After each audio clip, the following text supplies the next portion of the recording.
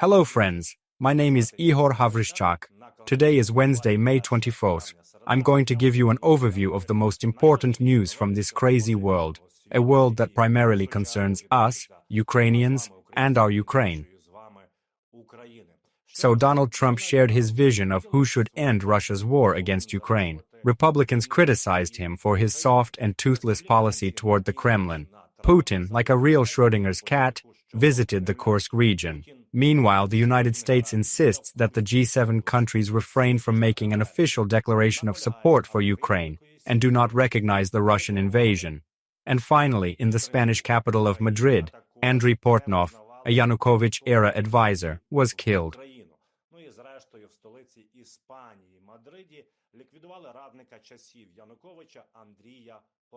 Before we start the conversation and analyze the most important events, I would like to ask you to like this video and write where you are watching it from. Your comments, suggestions, and questions are always welcome in the comments section. Share our conversation with others. Also, please subscribe to YouTube 24 and my YouTube channel, which are linked in the video description. This is very important. Together, we promote and develop Ukrainian language content and, of course, support our pro-Ukrainian position.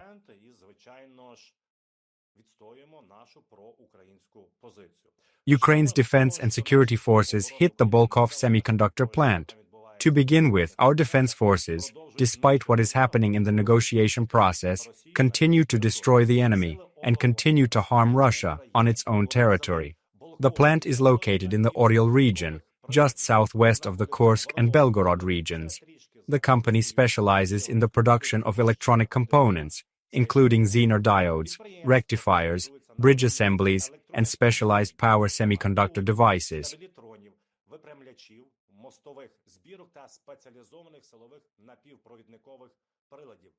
The company's products are used in power and engine control systems for military equipment, including tanks, airplanes, and radars. It supplies companies fulfilling Russian defense orders, such as Rostec. After sanctions were imposed, the Bolkhov plant attempted to replace Western electronic components in military production. This marks another key victory for our special services, who have confirmed the strike.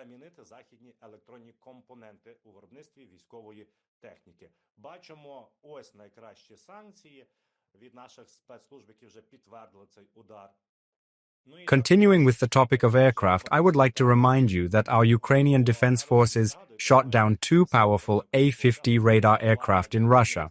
This was a serious blow to Russia because these aircraft actually act as airborne radio stations that probe the territory of Ukraine and other regions and also target targets. So in Russia, the project of the A-100 UAV, which was supposed to replace the A-50, was closed. The probable reason for this is the impossibility of replacing imported components due to sanctions, including those imposed by the Ukrainian defense forces. What was this aircraft supposed to do? It is capable of detecting and tracking up to 300 air, sea, and ground targets, as well as controlling drones. Now he will not be able to do anything, and let's thank our defense forces for doing incredible things every day to protect Ukraine. Now let's turn to geopolitical processes, where the United States is trying to play a key role, but to no avail. U.S. President Donald Trump told Ukrainian President Volodymyr Zelenskyy and European leaders that Russia and Ukraine must find a way out of the war on their own. He told his European counterparts after a phone conversation with the President of the Russian Federation on May 19th.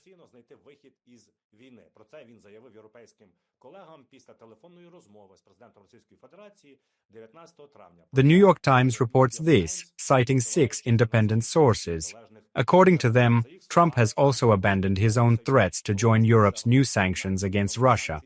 European officials noted that Washington should not be expected to impose new restrictions in the near future.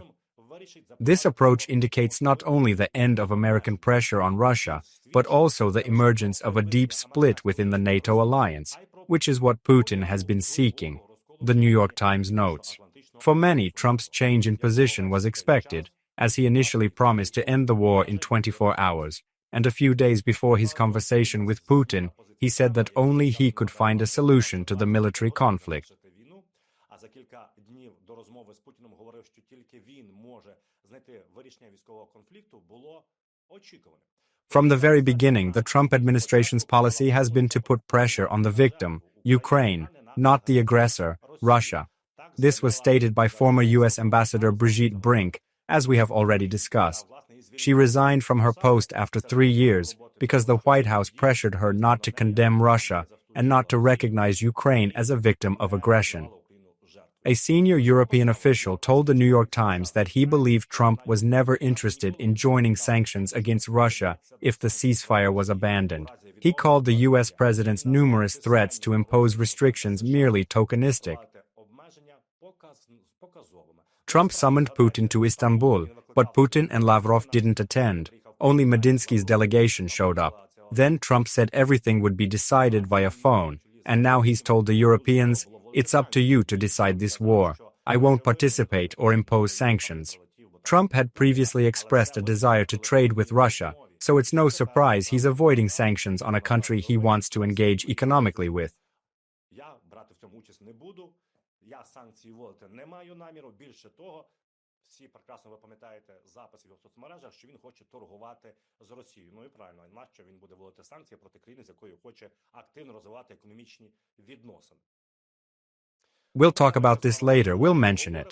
One of the key events that took place tonight was the speech of Marco Rubio, the United States Secretary of State, who is also Trump's acting national security advisor, and in fact the key person in the 47th president's foreign policy, at a Senate hearing. There he answered questions and reproaches from other senators, both Republicans and Democrats. So, U.S. Secretary of State Marco Rubio believes that there is no military solution to the crisis in Ukraine, and that the war should end through negotiations. During a congressional hearing, he shared his opinion on why the peace talks have stalled. To quote, "The fundamental challenge that we have in Ukraine is that Russia wants something that it doesn't have right now and is not entitled to, and Ukraine wants something that it cannot get back militarily," Rubio said. It is worth noting here that Rubio is an experienced politician who changed his position in order to advance his career. After all, a few years ago, he was the author of a bill that was supposed to make it impossible for the United States to withdraw from NATO, as Trump had previously demanded. In addition, back in 2023, Marco Rubio stated that Russia was an aggressor, murderers, terrorists, and his rhetoric was adequate to the situation.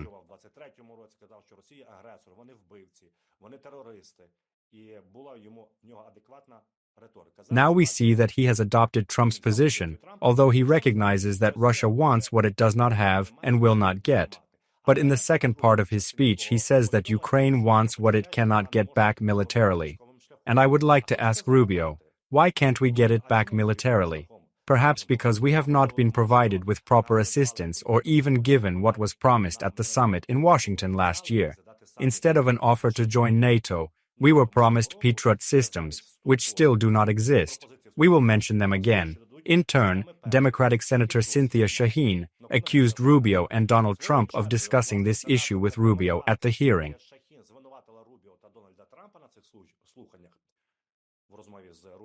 The senator accused them of giving Moscow leverage before peace talks to end the war. At the same time, the Secretary of State disagreed and reminded them that all sanctions against the Russian Federation remain in place. Well, a big bow to you. Thank you for at least not lifting sanctions against Russia. However, the senator emphasized that the levers of influence that the United States had given up were the removal of Ukraine's membership in NATO from the agenda and the withdrawal of commitments to continue to provide intelligence and military equipment to Kyiv. Rubio responded to this with the following: "Well, that's a different decision. That's not for me to decide. The White House will have to decide whether to go to Congress for a supplemental bill."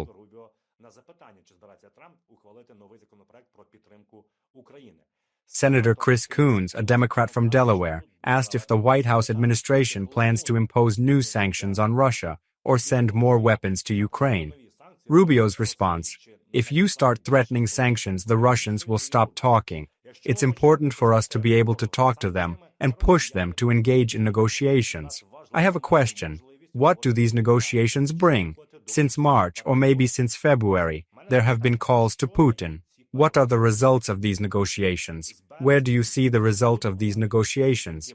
You, the Trump White House, are great negotiators, great signatories of various agreements.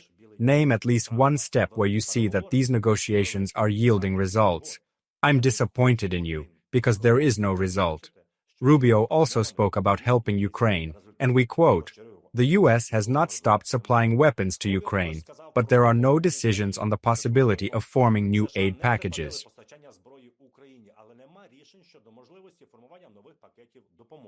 At the same time, Rubio noted that the United States is working with partners in the North Atlantic Alliance to provide Ukraine with additional Patriot air defense batteries. According to him, America itself does not have any spare systems to transfer to Ukraine. We are working closely with our NATO allies. Some of them have batteries of Patriot missiles that they could transfer to Ukraine, for example, to protect Kyiv or other regions. We are actively encouraging our partners in this direction and coordinating with them to deliver such systems, Rubio said. As you can imagine, he added, no ally wants to just give away their Patriot systems. And finally, he reminded that the United States itself, according to Rubio, also has no spare systems.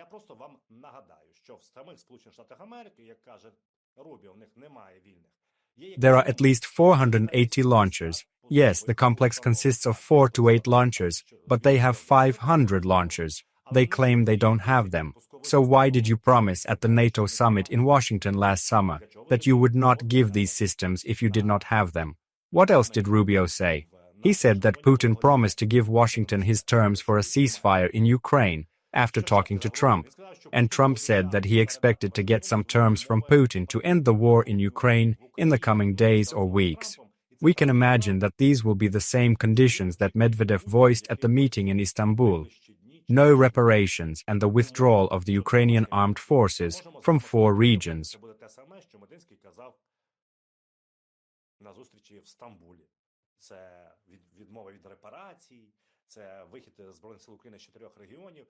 This delay is expected from Putin. According to Politico, the U.S. opposed including further support for Ukraine and calling Russia's war illegal in the G7 statement. The U.S. administration under Trump disagreed with these points, leading to difficulties in agreeing on a joint statement. Видання Політико, посилаючись на свої джерела, пише, що в узгодженні спільної заяви G7 виникли проблеми через позицію адміністрації нинішнього президента Сполучених Штатів Америки Дональда Трампа. Зазначається, що Вашингтон проти включення до заяви фрази про подальшу підтримку України. Крім того, американці хочуть уникнути опису повномасштабної війни Росії в Україні як протиправного вторгнення. This isn't the first time the U.S. has blocked tough language on Ukraine in G7 statements, as Trump seeks to persuade Putin to negotiate. The G7 summit will be held in Canada from June 15-17, with Canadian Prime Minister Mark Carney inviting President Zelenskyy. Carney assured Zelenskyy of ongoing military support for Ukraine's defense. Телефонної розмови після вступу на посаду. Також повідомляється, що Карні в розмові з Зеленським запевнив його в необхідній підтримці України. При цьому наголосив, що країна забезпечить Україну військовою підтримкою, необхідною для самооборони, зараз і в майбутньому. I will also remind you that there was a resolution at the United Nations, initiated by the United States of America, which did not condemn the invasion of Ukraine by the Russian Federation. And against the backdrop of these toothless statements by Trump, the Republicans themselves, his fellow party members, are beginning to criticize him. Republican lawmakers are calling on U.S. President Donald Trump to take a much tougher stance against Russian dictator Vladimir Putin on ending Russia's war against Ukraine, arguing that the Kremlin leader is not serious about achieving peace. This is reported by The Hill.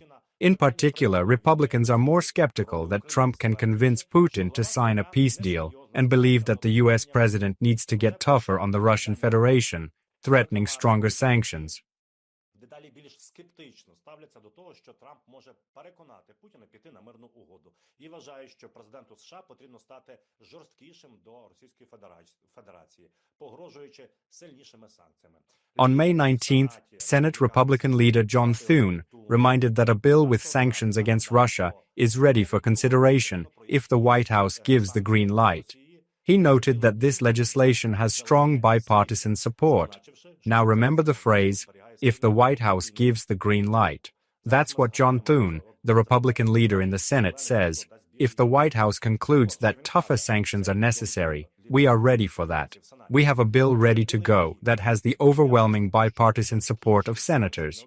If sanctions are a necessary part of getting the Russians to come to the table in good faith, then so be it, Thune said. We will try to work with the administration on this, he added. But wait a minute. Just yesterday we mentioned what Marco Rubio said about sanctions.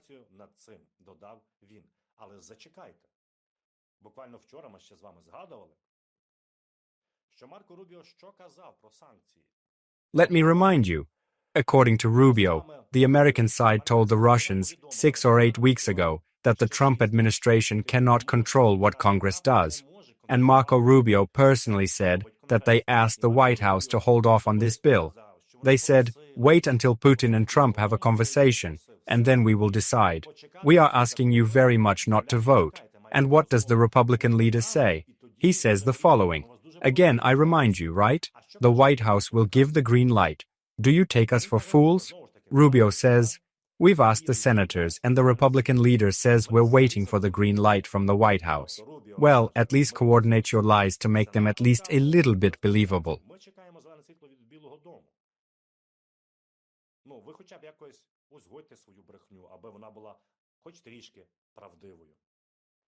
Here's what the Republicans and senators have to say. I think that Vladimir Putin is a liar, and that the Russians will always demand too much, using it as an excuse to continue to kill, rape, and kidnap Ukrainians, said Republican Senator Tom Tillis. He added that the Trump administration should press Putin and make the dictator understand. The United States is not backing down unless Russia agrees to a peace deal. This applies to all of Trump's fellow party members. One of them, Roger Wicker, chairman of the Senate Armed Services Committee, also said that Trump should take a tougher stance.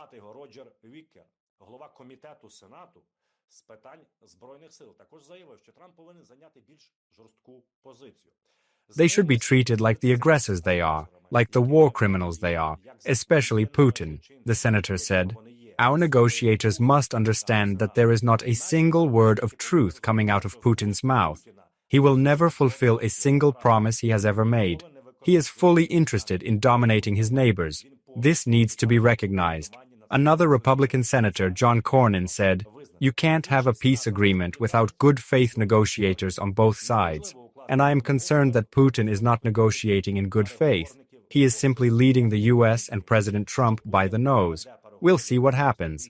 But given Putin's past behavior, I'm not very optimistic, Cornyn added, referring to Trump's statement about talks between Ukraine and the Russian Federation.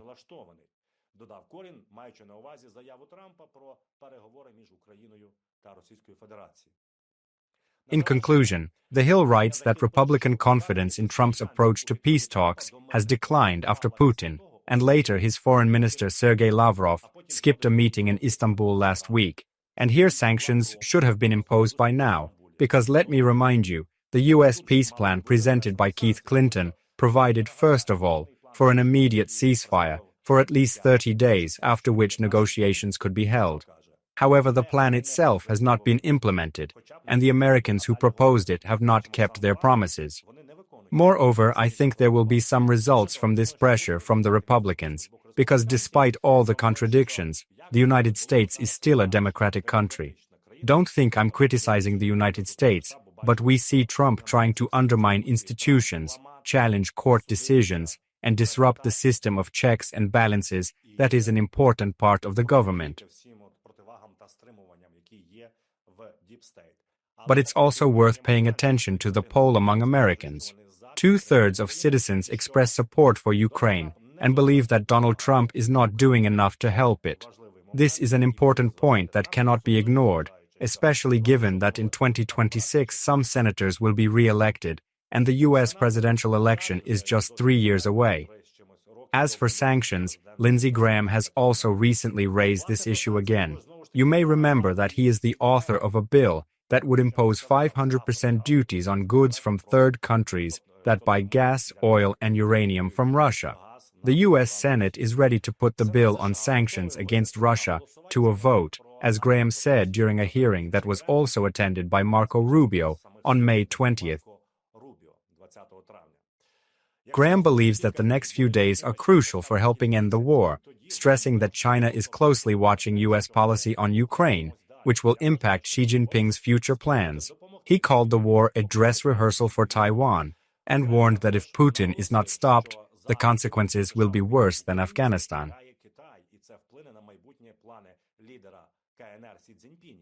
Це генеральна репетиція щодо Тайваню, каже Грем. Те, як це закінчиться, я думаю, значною мірою визначить майбутнє Тайваню. І я хочу, щоб ця війна закінчилась так, щоб всі подумав, ну, це не дуже добре склалося для Путіна. Він також додав, що якщо не зупинити Путіна і війна в Україні зійде йому з рук, це буде гірше, як Афганістан. I don't want to humiliate Russia, says Lindsey Graham, but I do want to make sure that the war ends in a way that doesn't start another war. Afghanistan was a disaster. If we don't get it right in Ukraine and the world realizes that Putin got away with it, it will be even worse than Afghanistan. Lindsey Graham's words sound almost standard, but again, we know that after the Oval Office scandal and the conflict with Volodymyr Zelenskyy, when the Ukrainian leader refused to make concessions and did not allow pressure on Ukraine, Graham wrote, Zelenskyy must change his position. Otherwise, the U.S. will look for another partner to negotiate with. Lindsey Graham is a very experienced politician, but he probably won't go against Trump's will.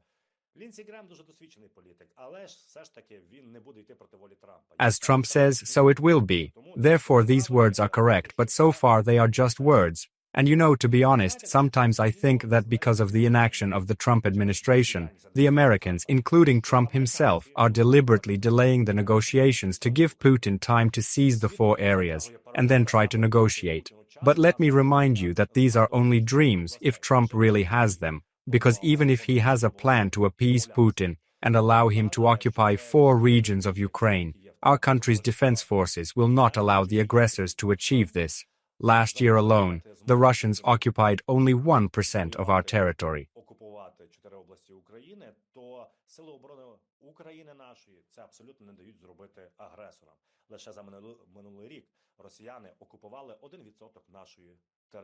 But again, I repeat, I have the distinct impression that Trump is delaying the negotiations even more than Putin, who is basically trying to start or continue a summer offensive campaign so that he can say, well, look, you don't control the territories that belong to you. You have to negotiate.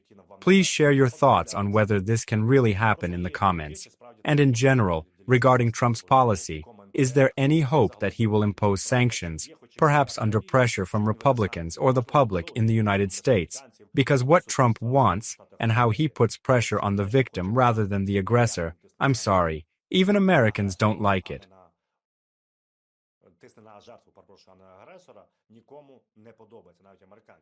By the way, Europe also reminded Trump of his promises. The High Representative of the European Union, Kaja Kallas, who is a true friend of Ukraine and has always provided us with great support, called on the United States to take decisive action against Russia if it does not agree to a ceasefire in Ukraine. She said this in an interview with The Guardian. We quote her, America has said that if Russia does not agree to an unconditional ceasefire, there will be consequences. So we want to see those consequences, including from the United States. Indeed, you promised. Why do we keep repeating the same thing? It's obvious and easy to do. No ceasefire means sanctions. To negotiate, there must be a ceasefire. But none of this is being implemented, and there is no reaction from Trump. And why is there no reaction? Because he seems to want to continue to trade with Russia. This is confirmed by his post after the talks with Putin, which we mentioned yesterday. Trade and the fact that there are unlimited economic opportunities for Russia in cooperation with the United States. He doesn't care how the war in Ukraine ends. It only cares about signing contracts, making money on blood, on killed Ukrainian children, our heroes, on killed civilians. For him, the main thing is money. In addition, German Defense Minister Boris Pistorius condemned Trump's call during the talks with Russia. Let me remind you that he is one of the most popular politicians in his country. The German defense minister added that the US president did not put enough pressure on Putin during their talks. В цій країні своїй. Міністр оборони Німеччини додав, що президент США не чинив достатнього тиску під час спілкування з Путіним. Pistorius criticized Trump for ruling out Ukraine's NATO membership as a negotiation basis, which hindered progress. He argued that Trump misjudged his approach with Putin, failing to recognize that personal talks alone wouldn't work. By excluding NATO membership, the US lost a key leverage to pressure Putin, offering negotiations instead, which Pistorius saw as a rash approach. Одних так званих першопричин конфлікту, як кажуть в Путіна, це Україна хоче рухатись в НАТО. Так от це і був важіль. Оцим треба було і тиснути на Путіна. А ви відразу США сказали, що ми не бачимо Україну в НАТО, а тепер давайте домовлятися і шукати компроміс. Ну це дуже тупий підхід, вибачте, до переговорного процесу. Trump has put an end to the sanctions we are talking about, whether they will be imposed or not. If Russia fails to fulfill its obligations, Republicans Lindsey Graham and Marco Rubio said that sanctions would be imposed, but Trump is not going to impose sanctions on Russia yet. He noted that we need to watch Moscow's further steps. I can't even comment on that anymore. Trump said this in the Oval Office, where he announced plans for the Golden Dome air defense system. Let me remind you that the United States is allocating $175 billion for this system, which is similar to Israel's Iron Dome, which protects against strikes from the sky. Trump was responding to journalists' questions about Ukrainian President Volodymyr Zelensky's recent comments on sanctions after their phone call the day before. Трамп відповів на питання журналістів щодо останніх коментарів президента України Володимира Зеленського про санкції після телефонної розмови між ними напередодні. He said about sanctions, "It will be my decision, and it will not be anyone else's decision." Trump said that we will see how Russia behaves. We will see what happens. Well, what else is going to happen? Dozens of ballistic missile strikes on Kryvyi Rih, the complete destruction of Sumy.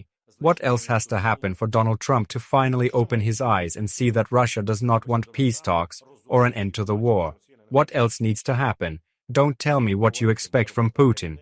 By the way, he said that he expects Putin to take concrete steps to cease fire, at least a ceasefire with Ukraine.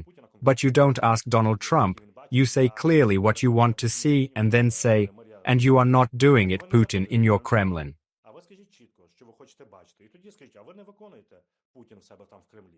But we understand that Trump is only looking for economic gain. And here's what's interesting. A very important bill has appeared in the Senate. A bipartisan group of U.S. senators introduced a resolution calling for the return of Ukrainian children abducted by Russia before any peace agreement is reached to end Russia's war against Ukraine. Senators Chuck Grassley, a Republican, and Amy Klobuchar, a Democrat from Minnesota, led the group. The website states that the resolution condemns the abduction and forced transfer of Ukrainian children to Russia. It also points out that the Russian invasion leads to exploitation of children, including human trafficking, child labor, sexual abuse, starvation, maiming, injury, and death. The mass abduction of Ukrainian children by Russia is a true atrocity. We cannot accept a world in which children are abducted in time of war and used as a form of hostage-taking for negotiations. These children must be returned under any conditions before any peace agreement is concluded. Here is another initiative by senators that puts pressure on Trump. What else needs to happen, tell me, and who else needs to put pressure on Trump? I think that in the near future, although not in the short term, this pressure will only increase. The Democrats have to step in because they also need to prepare for elections and build up their capacity after losses. Therefore, such pressures on Trump will only increase. And of course, children are a key aspect of this war in Ukraine. Our children who are being abducted by both Lukashenko and Putin. And that is why an arrest warrant was issued for Putin.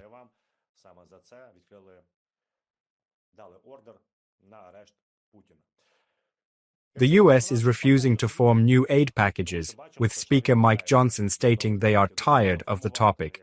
Meanwhile, the Czech Republic will provide Ukraine with 400,000 artillery shells in 2025 as part of the Czech initiative. Since Russia's invasion, the Czech Republic has supplied Ukraine with $900 million in military aid. Czech Prime Minister Petr Fiala emphasized that this initiative is crucial for Ukraine's defense. In 2004, Ukraine received 1.5 million rounds of ammunition. Від початку повномасштабного вторгнення Росії Чехія надала Україні 900 мільйонів військової допомоги. Крім того, Шмигаль написав, що чеська ініціатива постачання силам оборони України боєприпасів для Києва є ключовою. Я вам нагадаю, що в 2004-му Україна отримала 1,5 мільйона снарядів. Ukraine will receive 400,000 artillery shells this year, with Czech President Petr Pavel initiating the purchase. These shells were even bought from Putin's supporters through intermediaries in third countries that don't condemn Russia's aggression. Thanks to his Cold War connections, Pavel negotiated the deal, delivering shells to Ukrainian forces. Finland is also supplying $90 million worth of ammunition from frozen Russian assets, and Belgium is working to deliver F-16s to Ukraine earlier than planned, despite initial delays until 2026 due to F-35 aircraft deliveries. Це просто феноменально. Фіни поставлять Україні боєприпасів на 90 мільйонів євро за рахунок коштів від російських фінансових активів, заморожених Євросоюзом. Про це сказав міністр оборони Фінляндії. Бельгія також сказала, що вона спробує швидше передати Україні літаки F-16. Раніше вони казали, що лише в 26-му році вони будуть, бо затримується постачання від США F-35, які мають замістити ці F-16, призначені для України. The Belgian defense minister expressed hope that F-16s would be delivered to Ukraine sooner than expected. Moreover, they assured that they would allocate at least 1 billion euros for Ukraine's defense every year. This is a significant amount. In general, we see that our European partners understand the importance of unity to jointly confront Russia, as the United States seems to be moving away from this war. Last night, Volodymyr Zelenskyy spoke with British Prime Minister Keir Starmer and thanked him for synchronized sanctions with the European Union. After Brexit, the UK has been actively cooperating with the EU, and this connection is getting closer. Zelenskyy also spoke with Macron and noted that the conversation was very constructive and productive.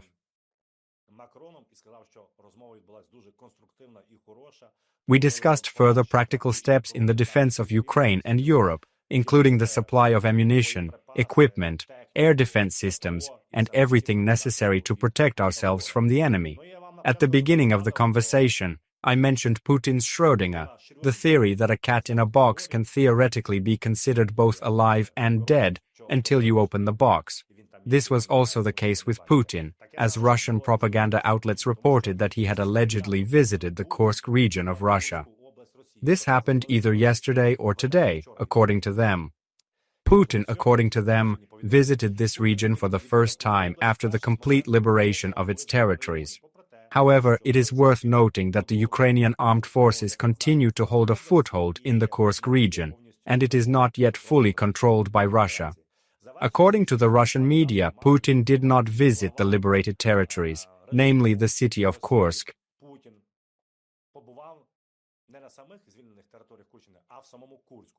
Reports claim Putin met with volunteers and visited the Kursk nuclear power plant, but there's no evidence of his presence. His journalist Pavel Zarubin released a video of Putin in a room, but it's unclear where it was filmed, possibly in Moscow. Kursk NPP-2 is about 100 kilometers from Ukraine's border, yet Putin avoids such proximity. His alleged visit to Mariupol remains unverified, and his fear for his life is evident, as shown by his refusal to visit Erdogan in Turkey, despite multiple invitations. Він же в Маріуполь, пригадуєте, літав, що так і не зрозуміло, був в Маріуполі чи ні. Путін абсолютно хаотично і панічно боїться за своє життя. Ви знаєте прекрасно, саме тому він і до Туреччини ні разу не прилетів до Ердогана, хоча той його запрошував.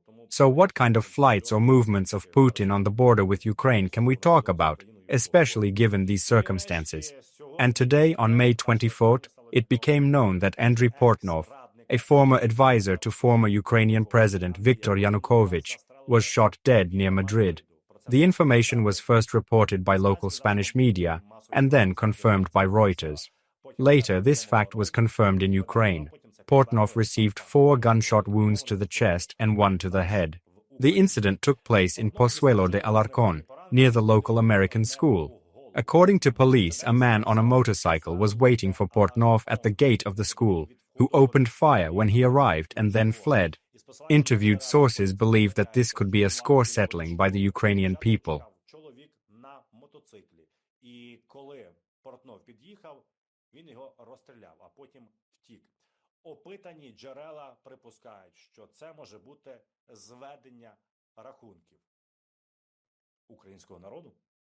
Who is Portnov? Let's remind you, in case someone has forgotten, he was one of the key lawyers who helped create the legal framework for repression of Ukrainians during Euromaidan.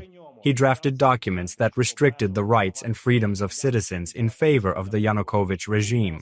The European Union blacklisted him for misuse of public funds and human rights violations in Ukraine. Although he was later acquitted, Ukrainian security services launched an investigation into his ties to Russia.